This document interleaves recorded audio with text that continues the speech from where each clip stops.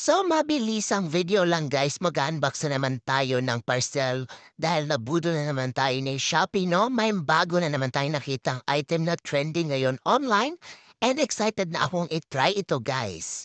O diba, sabi nila, may anim na purposes daw ito. Pwede daw itong alarm clock, pwede daw itong LED clock, pwede daw itong desk lamp, pwede daw itong wireless charger, FM radio, Bluetooth speaker, not bad sa halagang 745 pesos guys. Meron ka ng 6-in-1. Pwede kang pumili kung anong kulay ng LED na gusto mo, no?